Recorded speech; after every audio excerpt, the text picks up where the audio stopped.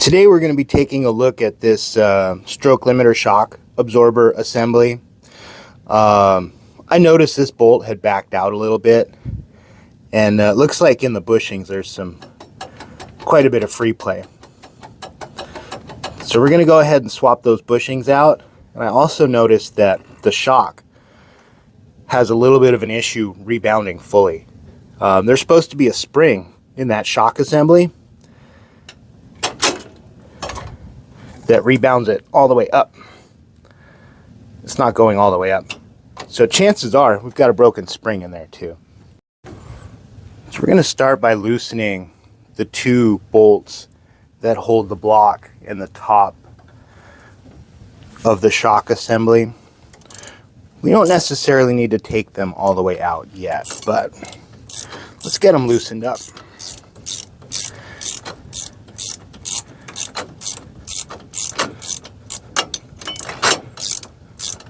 These always feel like they're a little longer than they need to be. I guess they don't want them accidentally falling out, but this one, even though it had Loctite on it, it still managed to back out slightly. You have to use some kind of Loctite or thread lock because you can't tighten these bolts down all the way, or you'll end up crushing that the plastic bushing in here, and that would not be good.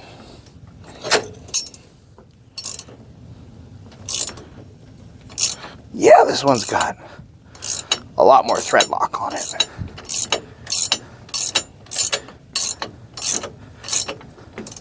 This one's putting up a fight.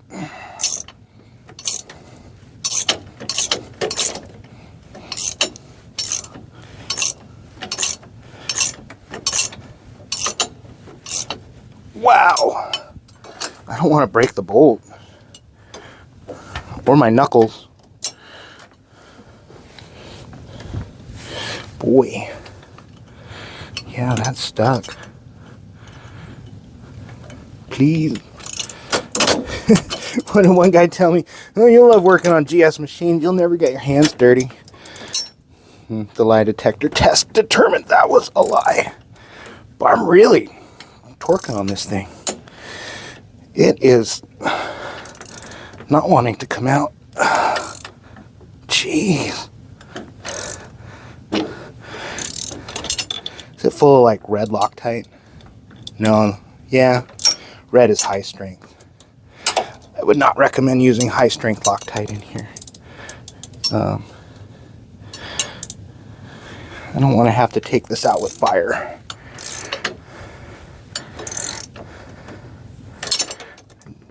Wow. Chewing the crap out of that bolt head. Please. Feels like it loosened up a little bit.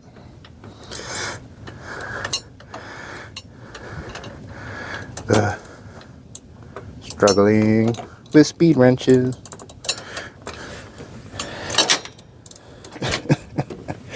Tight squeeze, and I'm hunched over slightly. It's starting to make my back sore. Please come out. Teeny tiny turns at a time.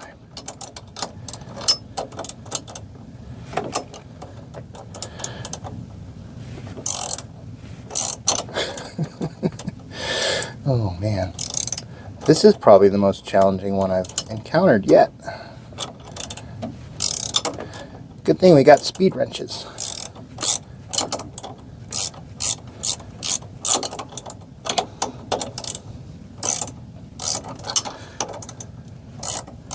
Alright, I think we've passed our thread lock.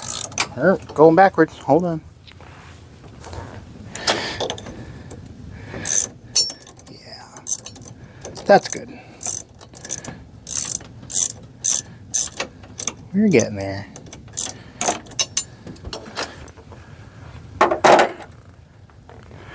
Let's go ahead and take the nut off the top of the plate.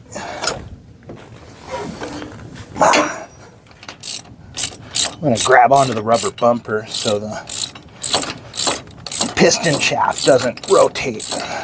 Otherwise, I wouldn't be loosening anything. All right, we got that out. I'm going to have to reposition a little bit and get to the locking collars and the snap rings on the bottom side of the shock. So let's do that real quick. I don't really have a good spot to stick the camera up, but there are two locking collars on the lower shaft, and we'll have to finagle the pin out, remove the snap rings. The locking collars are right down here, and I believe I have the proper size Allen wrench, but I do not. It is too big. Next one down.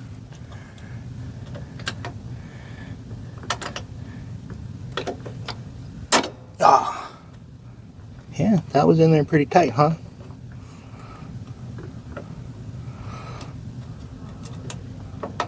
Other one. Yeah, very, very tight.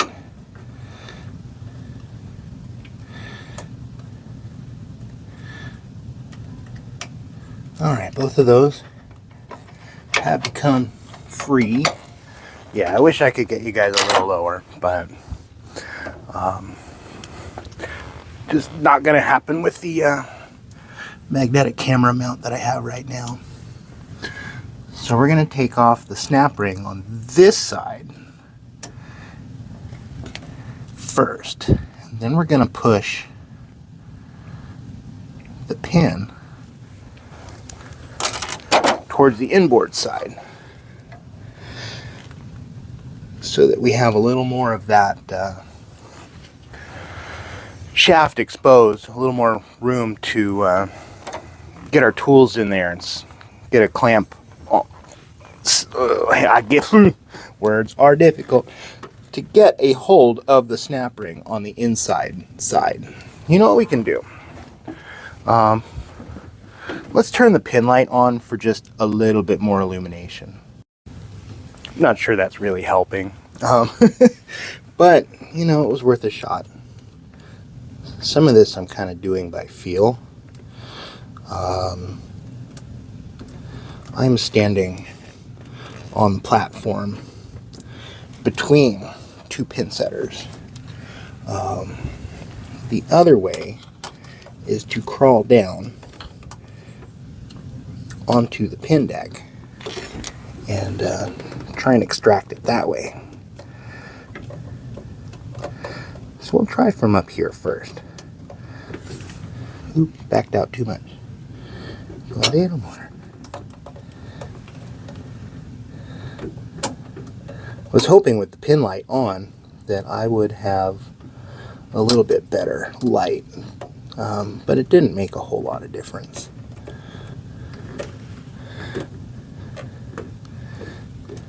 Alright, snap ring on the inboard side is off. So let's see if we can pull. Yep, shaft is coming out. Have to hold on, try and capture our one collar. Here we go. Alright, shock is out. One collar is out. I have to go get another shock. I did not bring one with me, so we'll be right back. I'll put you guys on pause.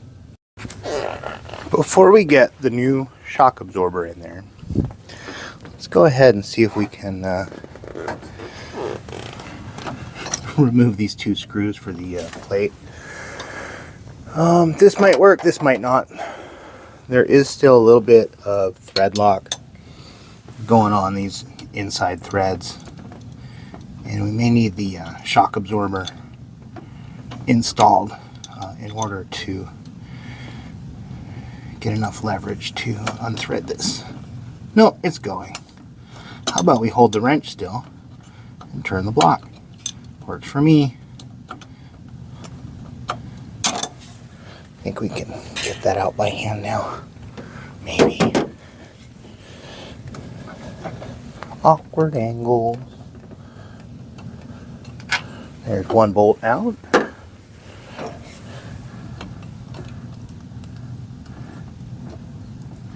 Okay, second bolt out. Drop the bushing, but the block is out. Good.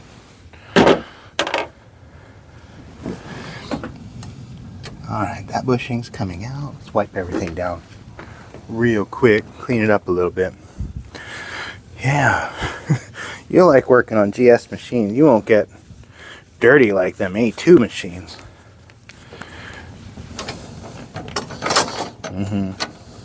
That must have come from a guy who never worked on A2s. Oh, there's still a chunk of plastic bushing on the inside. There we go. Alright. So I was mopping transport bands this morning, and I noticed that this was kind of coming down hard on top of standing pins, like the stroke limiter adjustment wasn't set right. But these are all set, right? So the only time that stroke limiter adjustment is going to be not correct is when you've got some worn parts, usually. At least that's been my experience. But let's go ahead and grab some stuff here. I've got new bushings. I've got some grease. I've got some Loctite. So what I'm going to do, and this might help to keep from losing these bushings or having them fall out. I'm going to lube the outside diameter of the bushing as well as the inside. And I'm going to put the bushing in the hole. I'm going to do the same thing on the other side. The hope is that grease on the outside is going to help stick this thing in place so it doesn't inadvertently fall out while we're finagling parts. That's the goal. Whether or not that is going to work remains to be seen.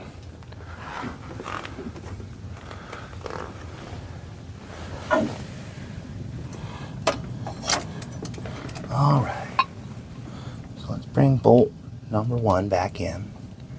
Don't worry, I have not forgotten about the thread lock.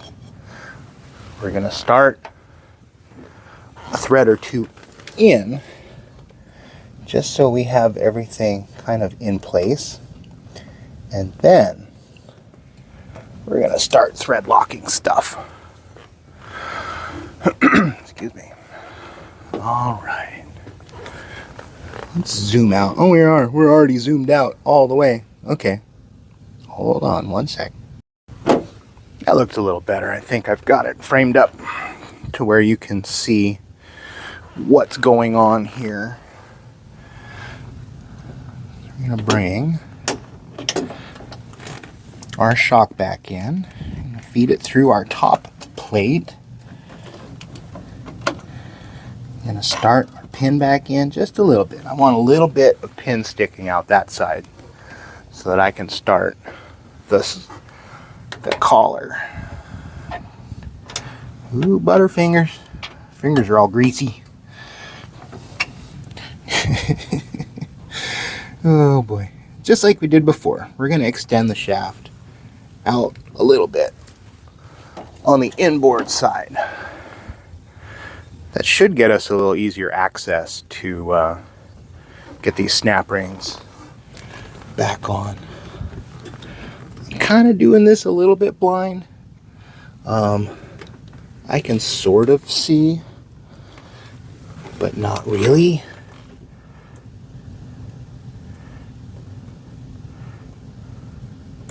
Relying on my sense of touch more than anything else. That looks like it went on. Good. All right, let's do the outboard side. Snap ring.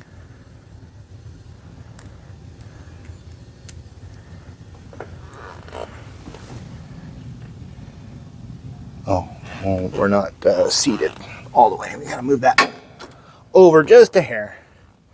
Snapped into place. And then, oh, it shifted again. I'm not a big fan of these snap ring pliers that I bought. I thought these would be awesome. They look better in the picture. There we go. Yeah. I guess I tend to get duped into sometimes buying tools on Amazon because they look real sharp. They seem like they'll be really good. They're kind of like a budget version of like high quality, like Snap-on, Matco, you know, good name brand tools, and then they come in and they're kind of garbage. Yeah. Always a sucker to save a buck, huh? That's okay. Sometimes the lessons are learned the hard way. Some of the best lessons in life are learned the hard way.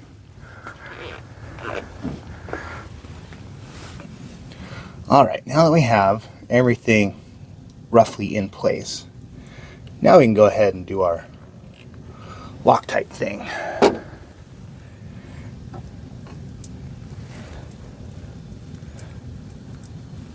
Come on. There we go. Maybe, yep.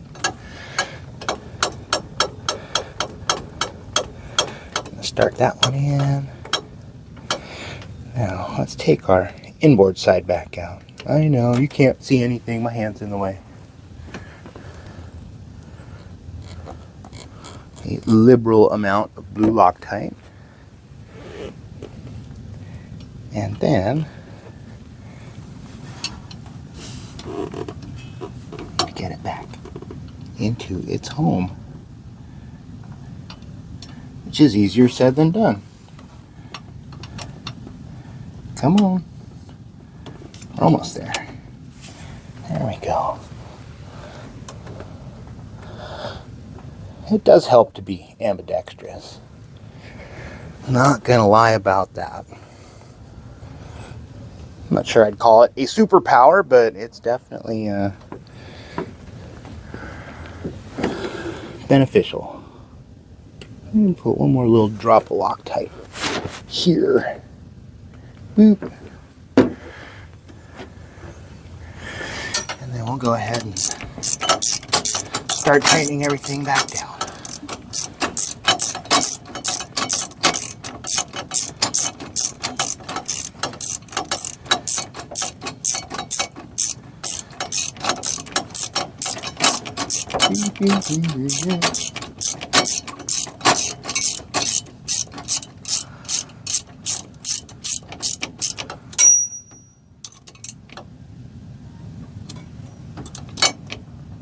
All right, that bolt has bottomed out and we've given it a little bit of torque.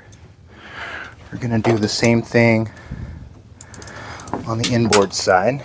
I wonder, yeah, I can still turn it by hand pretty easy. Let's run it down by hand because that's going to be faster than using the speed wrench. Okay, we don't have any binds. Shock absorber rebounds. Oh, yep, we got to tighten the top nut. So I'm going to grab the rubber bumper and hold on to that.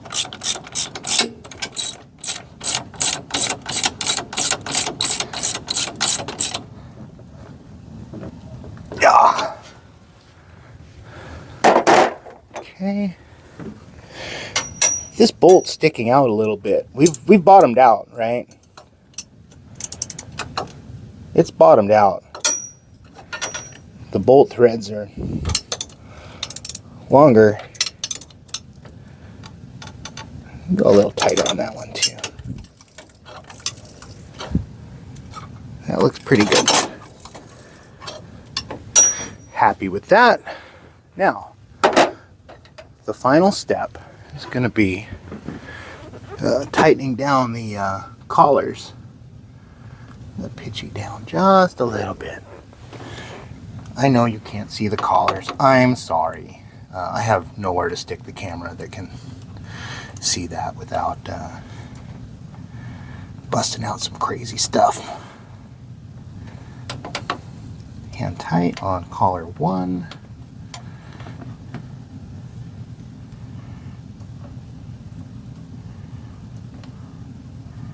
Hand tight on collar 2.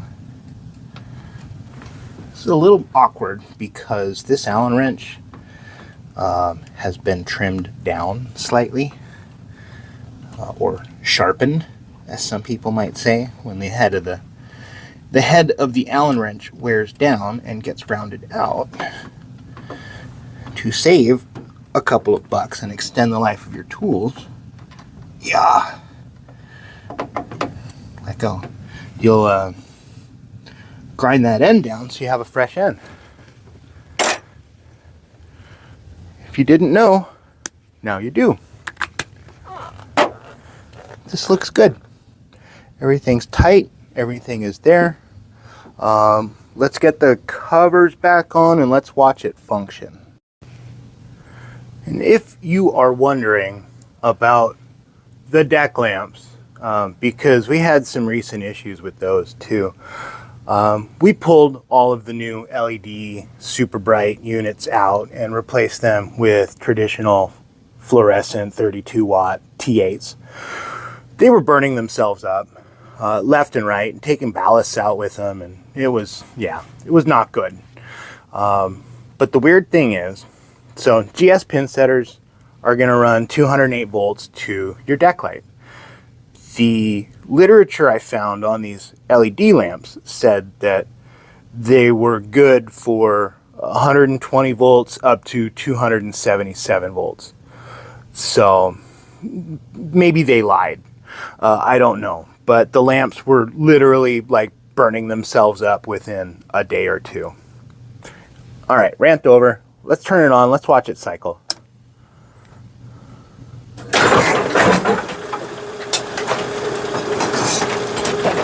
Much better.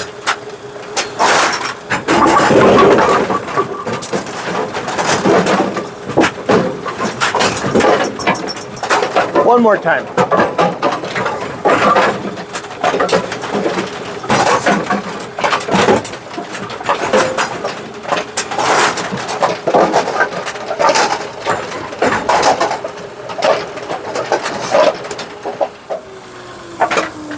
So let's pause it right there for a second. So what was happening before is the table would drive down, right?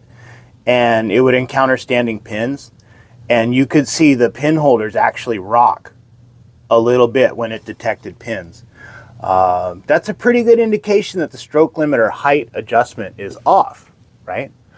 But that adjustment doesn't just go out of whack. Like I said before, it's usually due to worn parts. So rather than making your adjustment or forgetting to look at wear and tear, people mostly just will remake the adjustment. So we did not do that today. I think we did it a better way.